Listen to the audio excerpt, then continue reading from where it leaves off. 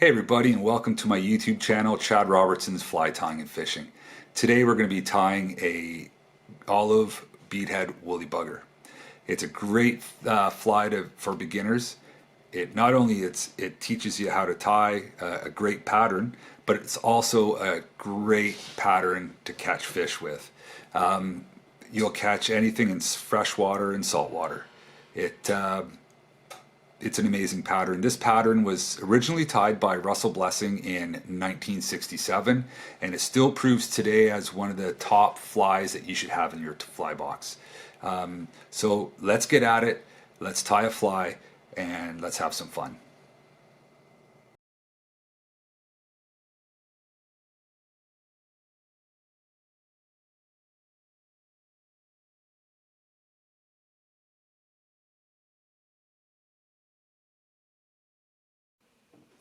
Okay, we have the hook and the vise. We've got the red bead, glass bead on there. Now we're going to start by laying a thread base down onto the hook. Now when you lay your thread base down, you want to go basically to the bend of the hook. You don't want to have your tail going down on the angle. It'll foul up it'll go around the hook bend. So you want to have it trying to stay straight. Alright, so we got our thread and our bobbin holder, and we're going to start wrapping in our thread. And touching wraps isn't necessary to do it, but I like touching wraps. I've got this thing with OCD about having my thread wraps touch. I'm normally a lot more picky than this. So that's enough there. I'm going to cut the tag out. There, tag's gone.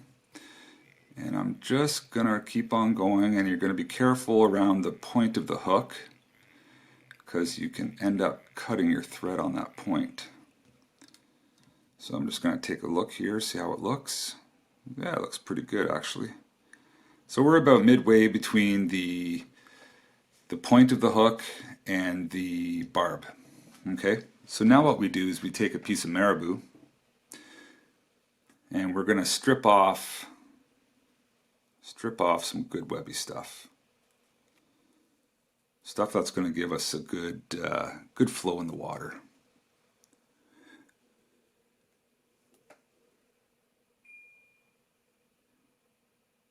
Some people even just cut the tip off and they use the tips. Gives it a nice flow for sure. Actually, this is blood quill, so I just might. It's actually a good length right there. Okay, so I'm going to clip it off here. And what you do for these feathers they're pretty light, and they like to fluff a lot. So it really helps to lick your fingers a little bit and wet the feather. It keeps it in control of what you want. Let's see here, maybe a little shorter. That's pretty close. So we'll go right to there. And what I'll do is I'll just set it in, and I'll just do a nice light wrap. Alright, so there it is, the tail's in place.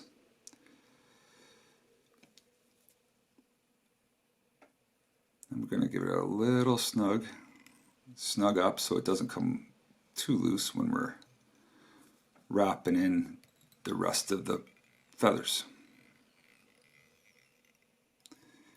So you don't have to make this part real pretty because you're going to be wrapping it in. You're going to be wrapping in the chenille anyways. So it doesn't matter if you have a bunch of stragglies here and there.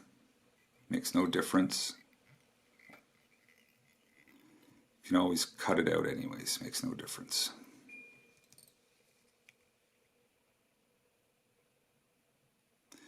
I'm going to be lazy and I'm just going to tie it in just like that. I'm just going to take my scissors and give it a haircut.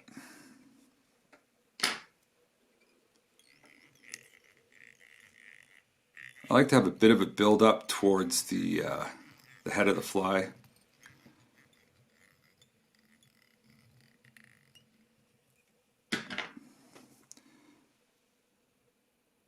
It gives it a little extra shape.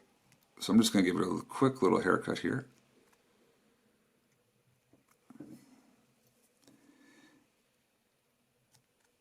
There we go. Like I said, it doesn't make a difference if it's nice and neat or not. I'm just being picky now for no reason. All right, you see how it tapers up a bit there? That's the way I like to have my woolly buggers. All right, so now you get your hackle. I've already prepped this one. So you've just stroked the fibers back so they open, okay? And then I give the tip of the feather a bit of a haircut. I don't know if you can see that very well. So you have almost a bare quill. And all I'm going to do is I'm going to tie that in with a loose wrap at first. And I'm just going to go up and lock it in a bit. All right, now I'm going to go back.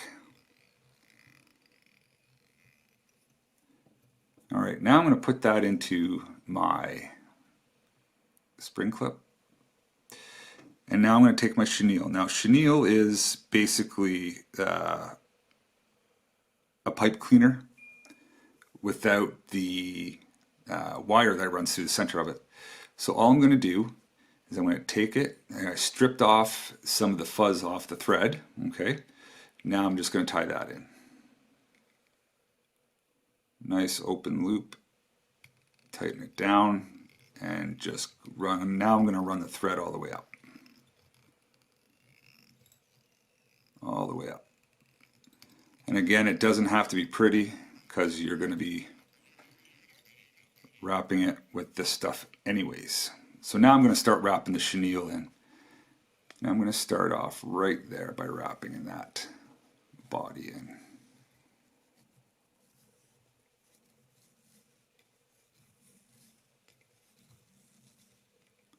There we go. Now I'm just going to do a cross wrap just to lock that end in. And now it's locked in. Give it a wrap there. And one more wrap in behind. And now I'm going to clip off this excess chenille that's not going to be needed with a couple more turns and lock that in. Now the body's in place. Okay, we're almost there. So now what we're going to do is we're going to take the hackle and we're going to wrap the hackle. Okay, so this is pretty easy to do. All you do is you take it and you wrap it. It's just like it sounds. Wrap the hackle. Just like that. Now you can palmer it back if you want. You don't have to. Remember, this, you're not trying to imitate anything specific. You're just trying to make a fish go after whatever you have to offer. A fish will, especially in a river, they'll go after a piece of bark that's floating past them, right? So you're not, the nice thing about tying this type of fly, you're not trying to catch fishermen, you're trying to catch a fish. And a lot of people lose sight of that when they're tying these flies. They don't have to be perfect. They just have to be.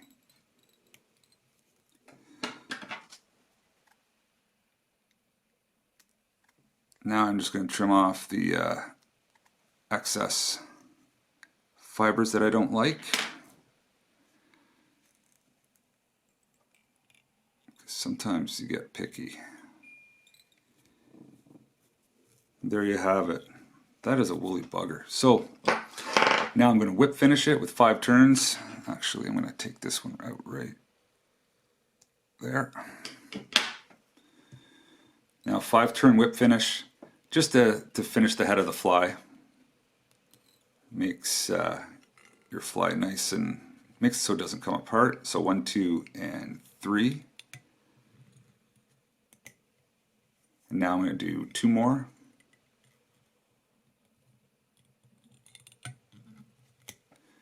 Now sometimes I'll put a bit of dubbing in there to make a bit of a collar around the whip finish area, but I'm not going to bother. So with that, now that the fly is whip finished, you got the tail, you've got the hackle in place, you got the body. I'm going to open up my jar of head cement and take my bodkin. Remember, the bodkin is a needle. Just get a little dab of it on there. I'm going to spin because I'm lucky and I got myself a rotating vise. And that's all you need, a couple drops, and that makes the fly head bomb-proof pretty much. Nothing's it won't come apart once that dries. And then you can see how that tail's already starting to fan out. And this tail does a lot of movement in the water. Anyways, that is a woolly bugger. It's a size 10, and as you can see, it could imitate a whole bunch of different stuff in the water.